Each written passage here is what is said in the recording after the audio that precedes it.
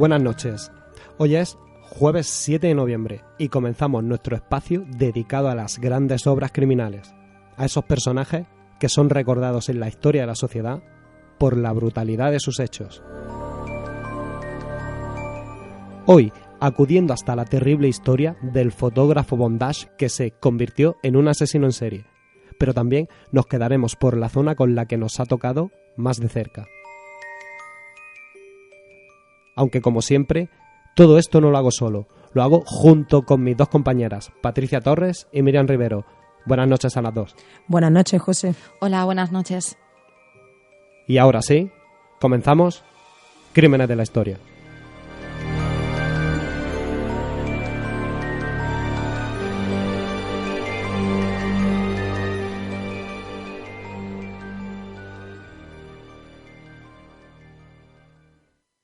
Crímenes de la Historia.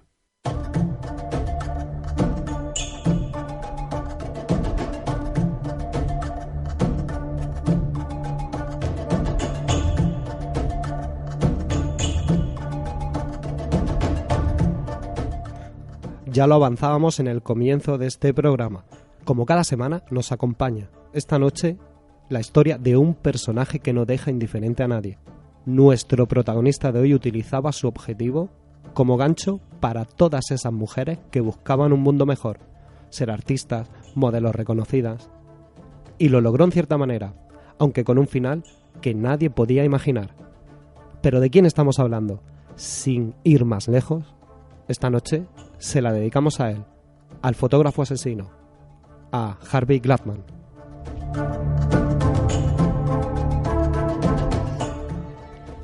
Un buen físico puede abrirnos muchas puertas en cualquier ámbito, laboral o personal, mientras que uno no muy agraciado puede generar un rechazo social y, por tanto, nuestra propia inseguridad.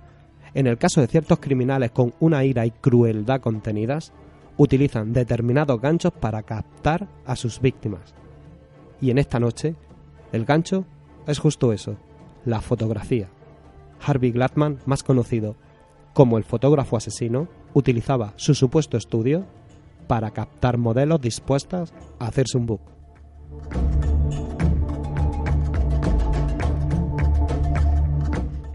Pero no desvelamos más sin antes adentrarnos de lleno en su vida y en ese análisis que junto con Miriam Rivero analizamos para conocer más a nuestro protagonista de hoy.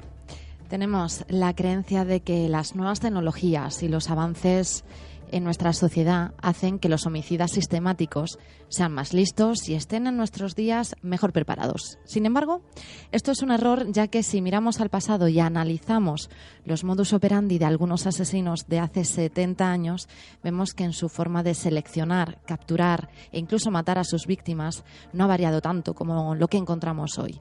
La diferencia es el tiempo que hoy en día tardamos en darnos cuenta de que estamos ante un asesino múltiple. Y dicho esto, nos vamos a trasladar a Los Ángeles de finales de los años 50, donde una serie de violaciones y asesinatos de mujeres jóvenes y atractivas llenaba las portadas de los periódicos. Justo en esta década, decenas de chicas guapas llegaban a Hollywood en busca de fama y de fortuna. La profesión de modelo era incluso una de las más peligrosas, porque muchas de estas confiadas jóvenes quedaban y se iban con extraños. Y es justo ahí donde recrearemos nuestro escenario del asesino. Pero volviendo a Gladman, nació en el Bronx, en el seno de una familia judía y criado en Colorado, pero nos dirigimos a ese Gladman que desde una temprana edad exhibió un comportamiento antisocial y con tendencias sadomasoquistas sexuales.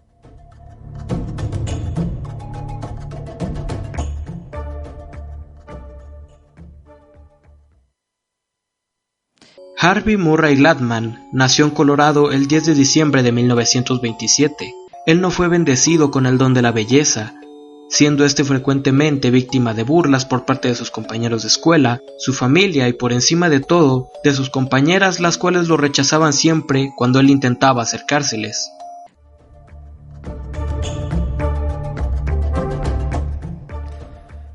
Y es que ya lo estabas comentando, Miriam, lo de Gladman y sus actos futuros venían de la mano de una infancia y una adolescencia llena de tendencias escalofriantes. Pues sí, porque ya de adolescente entraba en apartamentos de mujeres donde las ataba, abusaba sexualmente de ellas e incluso les tomaba fotografías como recuerdo.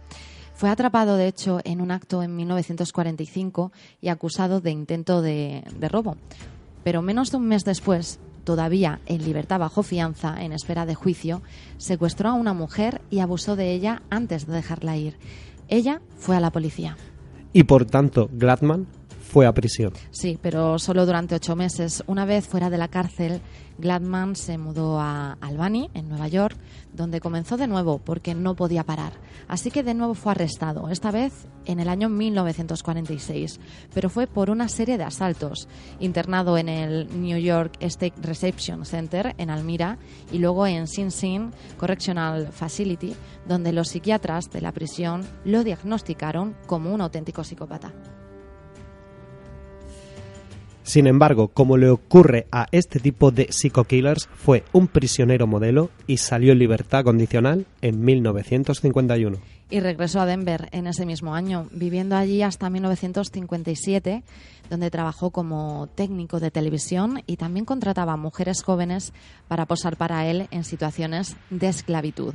Afirmó que sus fotografías serían publicadas en portadas de revistas de detectives, pero ninguna lo estuvieron.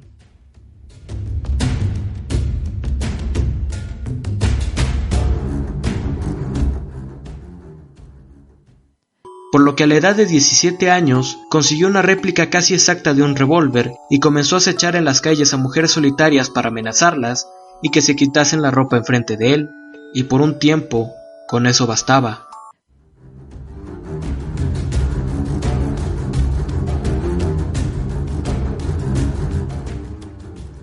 Pero en poco tiempo comenzaría su oleada de asesinatos en serie. Ya no solo se conformaría con abusar sexualmente de sus víctimas. Harvey Murray Gladman, nacido en 1927, murió en 1956, para ponernos aún más en antecedentes. Fue un asesino muy adelantado a su tiempo, que ideó un gran plan para que fueran las víctimas las que llamaran a su puerta, utilizando diferentes modos para atraerlas o ponerse en contacto con ellas. Primero, puso anuncios en diferentes periódicos en los que ofrecía trabajo de modelo. Con este reclamo ya estaba seleccionando a esas víctimas sin necesidad de salir a buscarlas. Mujeres jóvenes y atractivas contestaban sin dudar a esta oferta de trabajo que ellas veían como esa gran oportunidad de su vida. No solicitaba modelos profesionales, porque de este modo habría mucho más ese campo de interesadas, sino mujeres jóvenes y sin experiencia, a las que les pagaría muy bien a cambio de posar discretamente durante unas cuantas horas para él. Pero profundizando en ellas, en sus víctimas, a Judy Ann Dull, de 19 años de edad, la convenció para que acudiera a un apartamento alejado del centro de la ciudad para una sesión fotográfica. Una vez allí, la ató, con eso que se conoce como bondage, como bien comentabas, José, en un comienzo, y la pidió que se quitara la ropa, todo ello con ese fin de fotografiarla. El hecho de tener que aparecer atada y amordazada lo justificó, y ojo al dato, argumentando que se trataba de unas fotografías para una portada de una revista de detectives. Y es así cuando Gladman empezó a hacer pues todas esas fotos. Pero su mente entendía que cuando una mujer estaba dispuesta a quitarse la ropa ante un desconocido, realmente era una invitación expresa a ser violada. Y tras la agresión sexual, para evitar que las víctimas contasen lo ocurrido, las asesinaba. Tras la violación, el asesinato y el abandono del cadáver en el desierto de su primera víctima, que fue el 2 de agosto de 1957, en diciembre de ese mismo año se inscribió en el Club de Corazones Solitarios en busca de una cita a ciegas. Esta era su segunda forma de entrar en contacto con sus víctimas. y empezó a mantener correspondencia con la segunda, con Shirley Ann Bridgeford, de 24 años.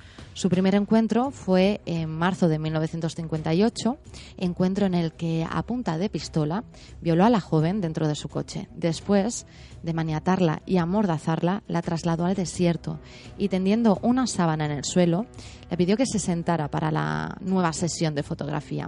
Tras esa sesión, la estranguló y, al igual que con su primera víctima, se llevó sus zapatos y, tras su muerte, volvió a fotografiarla.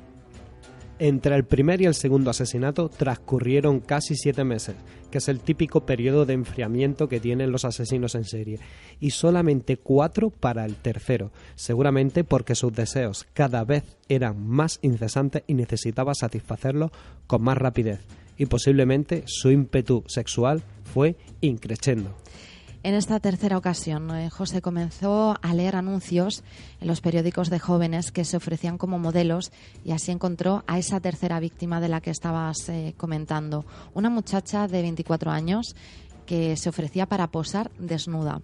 Era la víctima perfecta. Quedó con ella en su casa el 23 de julio de 1958 y, repitiendo su ya habitual modus operandi, violó a Ruth Mercado mientras la apuntaba con su pistola.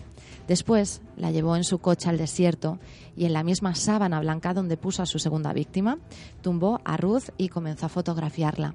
Tras la sesión volvió a agredirla sexualmente y, después de pasar la noche con ella, la estranguló.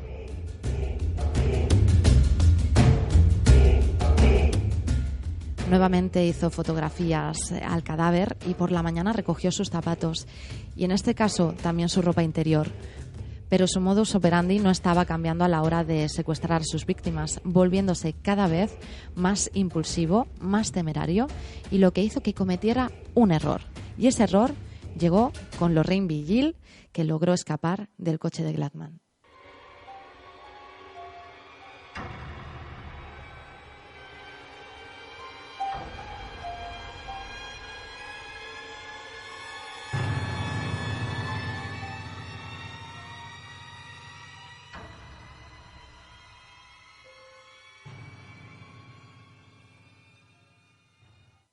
Al poco tiempo reveló las fotografías que había sacado de ese día, lo cual causó tanta satisfacción en él que el sentimiento de culpa desapareció para volverse una sensación de satisfacción, por lo que colgó las fotografías en su apartamento.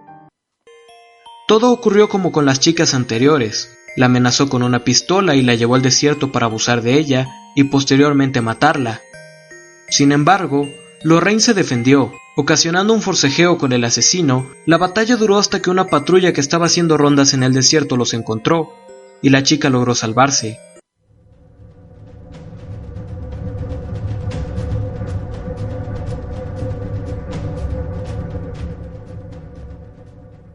Gladman llevaba 15 años desarrollando su fantasía, y finalmente fueron esos anuncios el medio elegido para dar el salto de sus fantasías a la realidad, siendo el final de un proceso. Comenzó experimentando con el sexo en la infancia.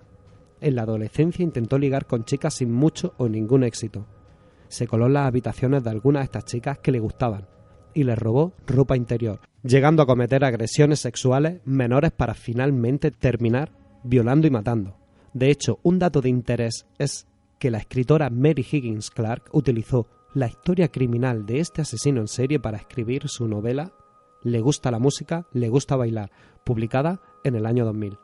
Y es normal, José, porque ahora voy justo a la parte policial, a ese momento en el que la policía registró su vivienda y encontró una caja de metal llena de fotografías.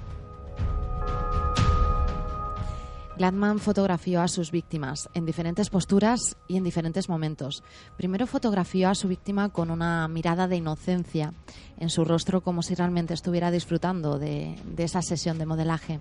Después lo hizo pidiéndolas que posaran para él, amordazadas, atadas con las manos en la espalda.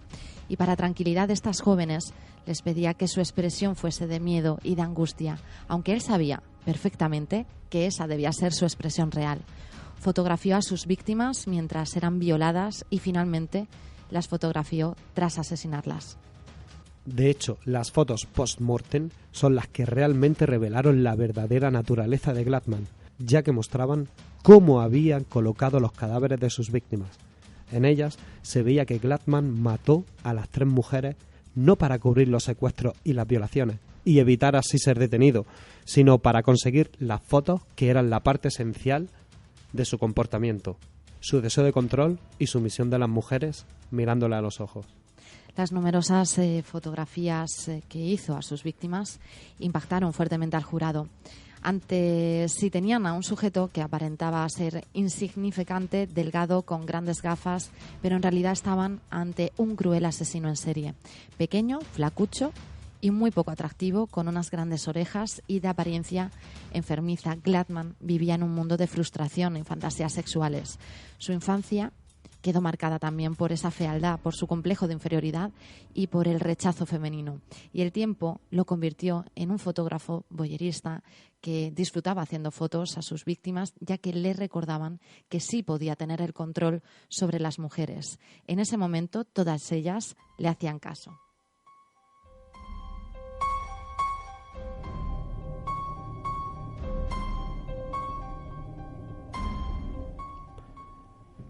Gladman se aleja mucho del retrato del psicópata frío, manipulador y seductor que el cine y la literatura sigue vendiendo. Fue un asesino solitario, huraño y reprimido, teniendo que engañar a sus víctimas para poder tener una relación sexual. Los psiquiatras que entrevistaron a Gladman determinaron que era un sujeto capaz de distinguir entre el bien y el mal, totalmente consciente de sus actos y con un coeficiente intelectual de 130, atormentado por sus retorcidas fantasías sexuales y un gran complejo de inferioridad debido a su aspecto físico. Decidió que la única forma de lograr sus deseos y satisfacer sus necesidades era raptando, violando y asesinando a las mujeres. Fue ejecutado el 18 de septiembre de 1959 en la cámara de gas en la prisión de San Quintín, y años más tarde la desaparición de otra joven modelo, Jean Sprengler, se vinculó con Gladman también, pero lamentablemente su muerte impidió seguir con las investigaciones, quedando dicho crimen sin resolver.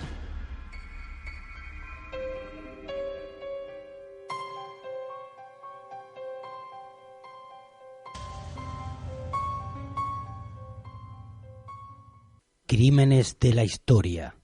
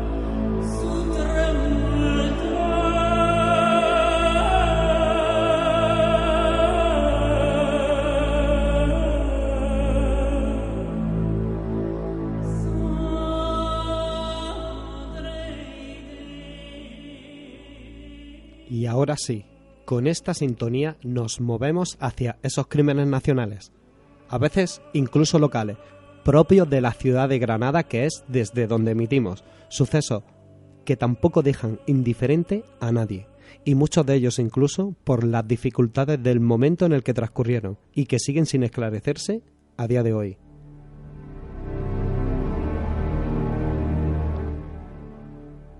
Pero para desvelar nuestro suceso nacional, doy de nuevo la bienvenida a Patricia Torres. ¿Qué tal, Patricia? Cuéntanos en qué punto del mapa nos quedamos esta noche. Buenas noches de nuevo, José. Pues sin ir más lejos, nos adentramos en el misterioso crimen del Palacio de Abrantes. De hecho, a una noche tardía, a finales de septiembre de 1922, aquí, en plena ciudad de Granada.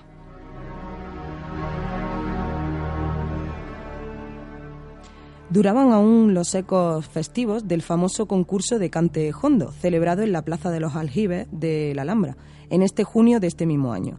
Y en los primeros días de octubre saltó la noticia de un doble crimen con un suicidio añadido. Y toda la prensa nacional se percató de un suceso como este, si no me equivoco. Sí, y especialmente el Heraldo de Madrid, que sacó el suceso en sus páginas, porque algo tuvo que ver la recién creada Asociación de Periodistas de Granada, en cuyos locales ocurrió la desgracia. La prensa granadina estaba bastante dividida y cada uno contaba el suceso con diferentes matices, José, porque también los colectivos estaban divididos. Por una parte tenemos la Asociación de la Prensa, presidida por Corral Almagro, y por otra la Asociación de Periodistas, presidida por Miguel Montalvo. Como tónica granadina, desde los inicios, cada una de las opiniones iba por su lado. Ya sabes, José, que cada uno da su propia visión de lo que un suceso puede suponer.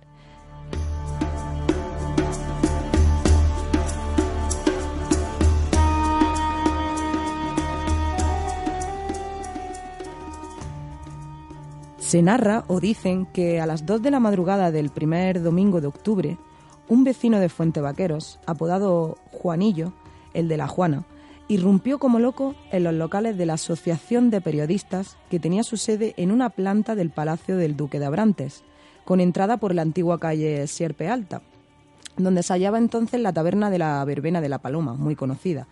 El tal Juanillo entró armado con una pistola y, tras una breve disputa, disparó contra Francisco Olmo el Belloto, como se dice de manera más coloquial, un perla, que ya había sufrido varias condenas, y contra el grupier Vicente Moreno, cayendo los dos muertos y fulminados en el acto, según testificó el médico forense doctor Feliu Torné.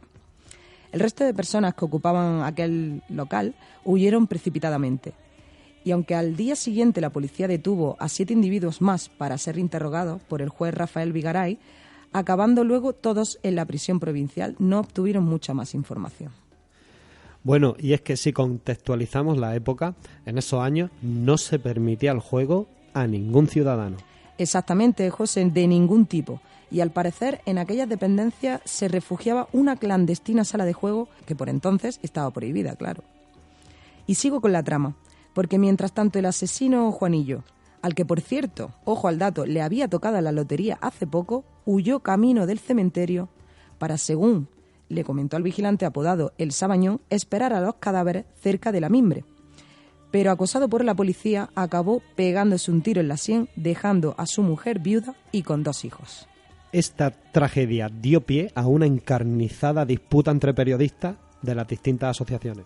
Así es, José, para el defensor de los hechos era la obra de un perturbado mental, pero un moralizante artículo aparecido en la Gaceta del Sur, titulado La ruina del juego, achacaba los hechos a los vicios propios de estos locales clandestinos, ya que una de las dependencias de la asociación se dedicaba a esta sala de recreo.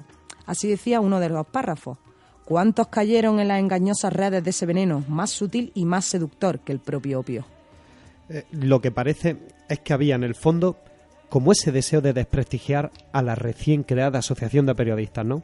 Sí, porque al final tuvo que cambiar de domicilio. Pero resulta curioso, José, que mientras la Asociación de Prensa criticaba a la Asociación de Periodistas, también aquella tenía por qué callar, porque, según se lee en el Granada de ayer, de Acosta Medina, los componentes de la Asociación de la Prensa se vistieron de nobles pastores de la Alpujarra y aquellos que tenían más conchas que un galápago. Frase célebre. Parece que también allí se jugaban los cuartos, las fincas y hasta las esposas. Bueno, y por otra parte, no deja de sorprender que por estas mismas fechas, el 4 de octubre, se inaugurara el casino principal en el pueblo vecino de Gavia la Grande, donde con toda seguridad no faltaría la sala de recreo. Es esa doble moral, José, que nos acompaña desde el Neolítico, ya lo sabes bien.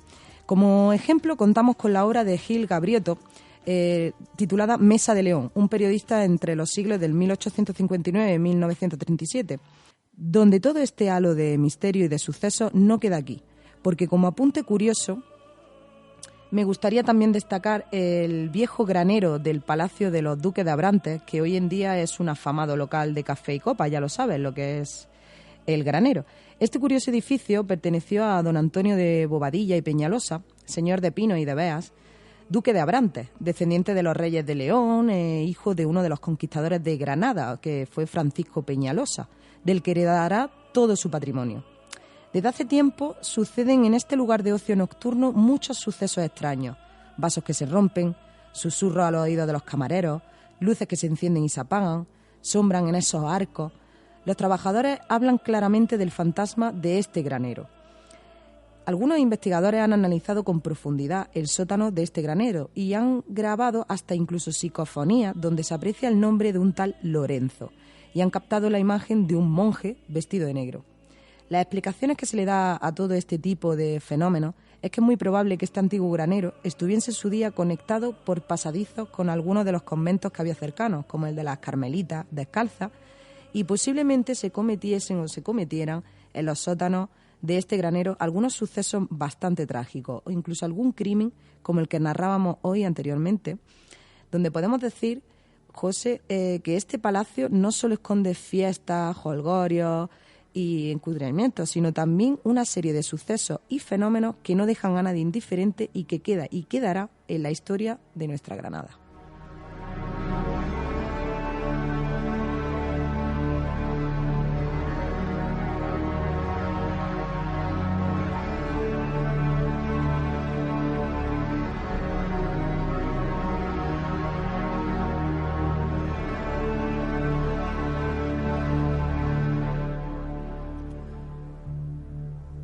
Como viene siendo costumbre, abrimos debate. Miriam, buenas noches de nuevo. Te notaba atónita ante esa pelea periodística, porque, a ver, esto empieza con un doble homicidio. Le siguen esa guerra de acusaciones e inculpaciones entre las dos asociaciones, tanto de prensa como periodistas. Hablamos de un mundo ilegal del juego. Entre medias se cuela un suicidio. Y todo esto envuelto en el halo de misterio que envuelve al edificio local, totalmente conocido por todos nosotros. Tiene de todo este tema. Bueno, y tan de todo porque yo creo que es que, no sé, como se queda como todo muy en el aire. Está esa pelea, como decías, entre esa guerra periodística del Colegio de la Prensa junto con el de los periodistas, entre medio muerte. No queda nada esclarecido. Lo único que se sabe es que se jugaba, que se fumaba opio, que era muy típico de esa época, muy típico también entre los colectivos del mundo de la prensa.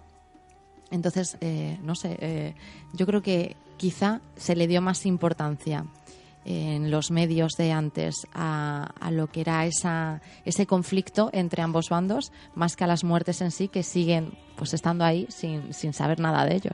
Exactamente, Miriam, porque buscando, rebuscando y recabando información, yo intentaba, dentro de lo que supone nuestro programa, ¿no?, que sabes que siempre nos metemos inmersos en esa investigación para conocer todo tipo de detalles, todo tipo de debates. Sí, todo que miramos tipo de muchas opiniones. fuentes, preguntamos a mucha gente. O sea, Exacto.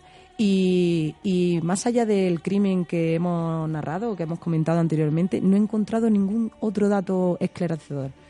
Todo apunta a que, por lo visto, Juanillo de Pinos Puente le había tocado la lotería. el de la Juana. Exactamente. Le había tocado la lotería y era gran amigo de esta reciente asociación de periodistas que estaba contrapuesta con la de la prensa y, por lo visto, se había jugado los cuartos en este casino o en esta sala de recreo.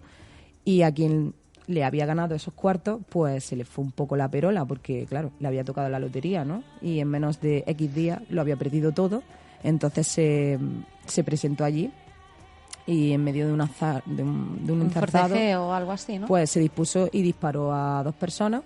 Y claro, obviamente, lo que no me queda claro es por qué decide irse al cementerio a esperar a esos 2 cadáveres y no lo detuvo la policía allí mismo, sino que acosado por esta policía que sabe dónde está, que está en el cementerio esperando a que lleguen esos 2 cadáveres al tanatorio. Quizás es porque a lo mejor se podían conocer entre ellos todos, incluso también la policía. Hombre, porque la policía sí sabe quién es, no le detienes antes. Estamos hablando de que eran integrantes de asociaciones y de una recién crecida y fundada asociación de periodistas, ¿no?, que es un gremio muy específico, porque dentro de lo que es el gremio de la asociación de prensa, pues engloba mucho arte gráfica, ilustradores, fotógrafos, periodistas, pero se acababa de fundar esta asociación exclusivamente para periodistas, una serie de periodistas de alto nombre, con un rango, un estatus social más bien altito, ¿vale?, y que se dedicaban en su hora muerta en este edificio, pues a esa sala de recreo.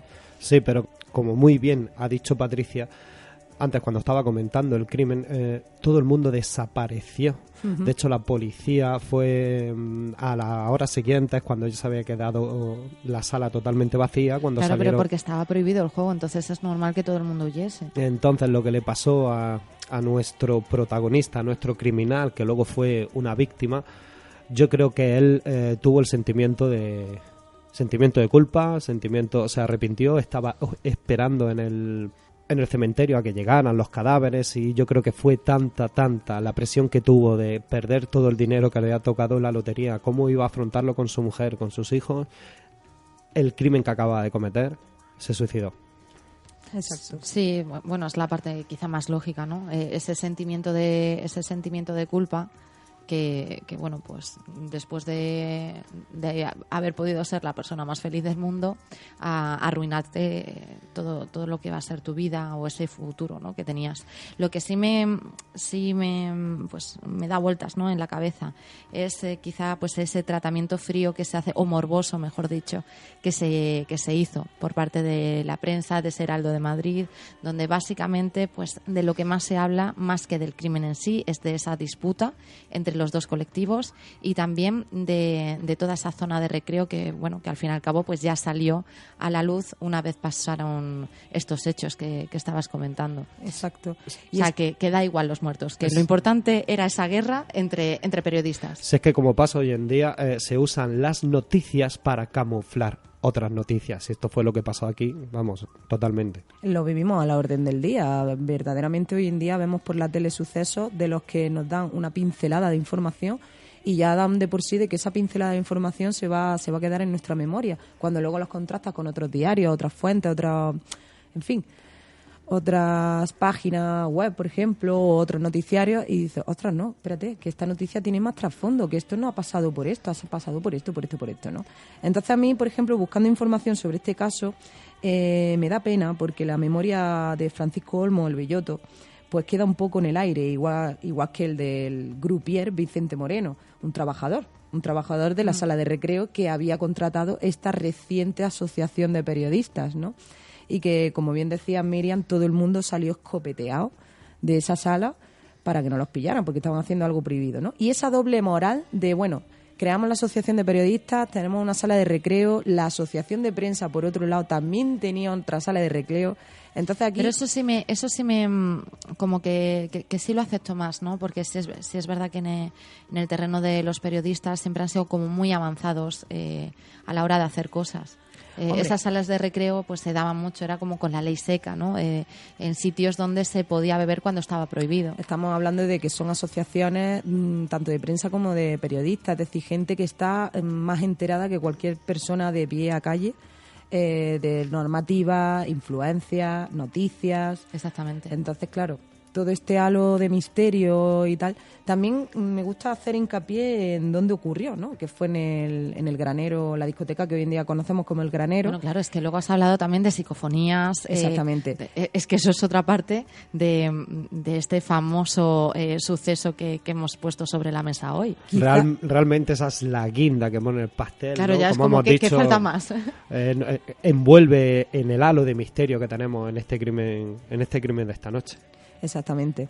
Y es muy interesante, la verdad. Lo que pasa es que, desgraciadamente, no he conseguido recabar más información de lo que el crimen en sí fue.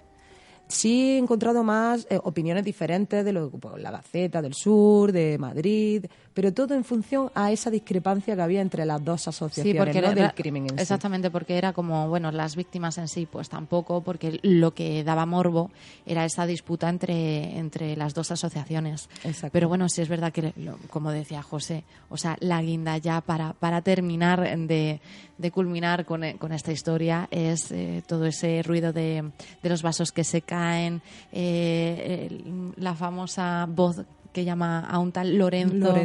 A un monje vestido de negro. Oye, que el Granero sigue abierto. Sí. Como sala de fiestas, pero y yo he estado allí, ojo, y yo no sabía todo esto. Cuando ya lo digo, ostras. Yo creo que ya no voy a volver a ir.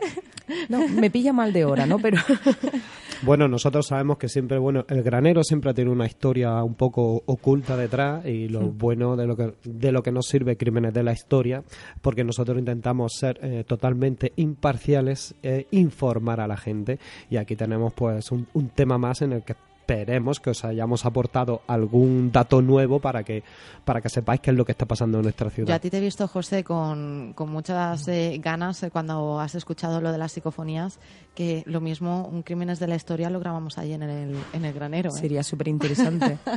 Y con Lorenzo. Oh, madre mía. Bueno, sí que es verdad que en el sitio y el despacho oscuro desde el que nosotros grabamos cada noche de los jueves también es un sitio especial, es un sitio donde ocurren todo este tipo de cosas que vienen acorde con nuestro programa.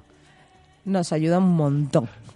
Bueno, y haciendo una alegoría al tema que hoy nos abarca, hablando de asociaciones de prensa, de periodistas, me gustaría dar apuntes curiosos, por si os interesa, algunas novelas que tengo aquí en la mano, que me han resultado muy interesantes, como por ejemplo Tinta Roja, de Alberto Fuguet. Os pongo en sintonía. Alfonso Fernández es un joven periodista que empieza a trabajar en la sección de Crónica Roja del diario El Clamor, en Santiago de Chile, donde se enfrenta a la realidad del oficio con un editor, Saúl Faúndez, que atropella la ética periodística a cada paso, pero que se convierte poco a poco en el maestro de un futuro periodista. Otro libro bastante interesante y a la par que de suspense es Contarlo Todo, de Jeremías Gamboa. Esta novela tiene varios puntos en común con Los últimos días de la prensa, de Jaime Bailí. También es posible percibir un aroma a Conversaciones de la Catedral, de Mario Vargas Llosa. Gabriel Lisboa, el alter ego del autor, como el Baldi de Bailey, es un adolescente que empieza a trabajar en una revista limeña gracias a los contactos familiares. Y ahí aprende a escribir esa experiencia en base que a él le sirve también para convertirse en un gran escritor. Y para acabar termino con el tercer libro que a mí más me ha gustado, que es Número Cero, título original Número Cero con Z, y cuyo autor es Humberto Eco. El señor Simei contrata a un grupo de periodistas para crear un periódico que nunca se publicará y solamente tendrá varios números cero. Esa edición que los diarios no imprimen, pero que sirven como preparación del número 1. Esa edición no publicada la utiliza su dueño, el commendatore Bimer Carte, para chantajear a poderosos y así entrar en esas altas esferas, aulando a una crítica al poder mal utilizado dentro de la prensa. Y ahí os dejo. Pues mira, para que se vea que no solo en la ficción, en este caso de los libros, se encuentran estos temas, sino que aquí en Granada también vivimos un suceso como esos.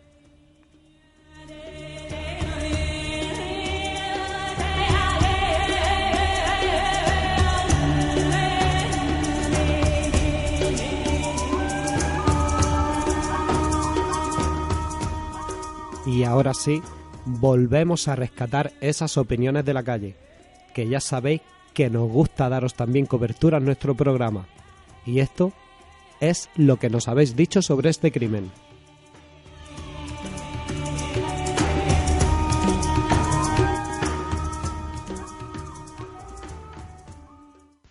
Pues creo que dos asociaciones como la de prensa y la de periodistas, que deberían de colaborar entre ellos para informar mejor a la gente, deberían dejar sus conflictos en un segundo plano y tratar de que sus diferencias no influyan en la información que dan, ¿no? Porque toda esta disputa viene por una información que da, en este caso, la Asociación de la Prensa primero, y luego la Asociación de Periodistas da otra información, no coinciden, y a partir de ahí pues empiezan estos tiras y aflojas, y creo que deberían de intentar arreglarlo y llegar a un acuerdo y colaborar para dar una mejor información y que sea lo más veraz posible.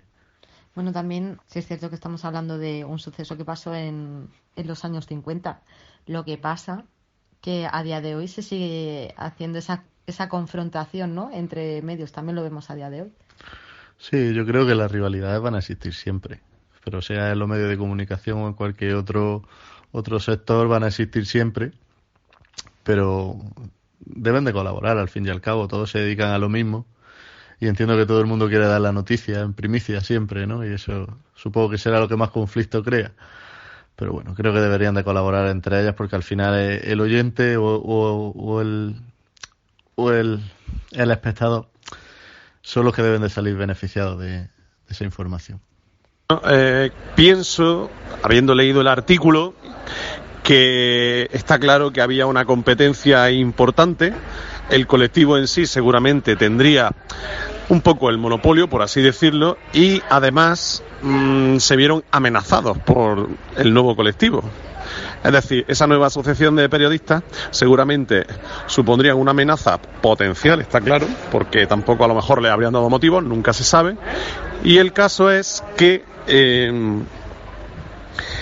lo único que encontraron o lo único que pudieron utilizar fue centraron su objetivo en intentar desprestigiarlo, dejando de lado, está claro, lo que es la objetividad de lo que tiene que ser un periodista y, por supuesto, faltando a la verdad, porque a fin de cuentas tú lo que no puedes pretender es tener esa visión objetiva centrándote solo en una parte de la historia o por lo menos no contándolo de forma totalmente, como diríamos en algunos, de forma aséptica. Es decir, te tienes que centrar en lo que es la historia sin ponerte de ninguna de las partes.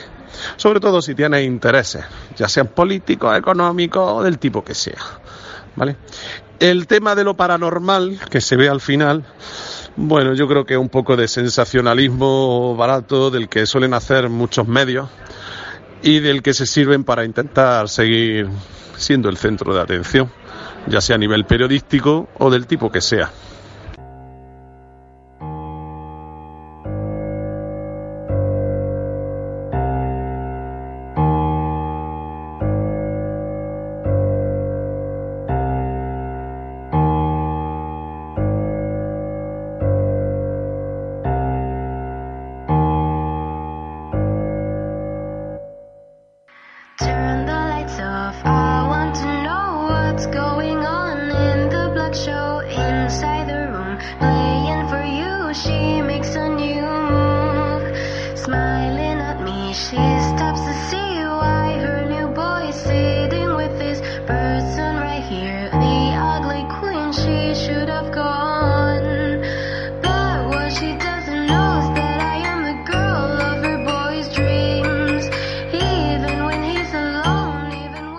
Y hasta aquí nuestro 9º programa. Como siempre, volvemos el próximo jueves a partir de las 10 de la noche, aquí en Arte FM, pero también nos podéis escuchar online. Pero si lo que queréis es volver a recopilar alguno de nuestros espacios anteriores, podéis hacerlo a través de la aplicación iVoox, bajo el título de nuestro programa.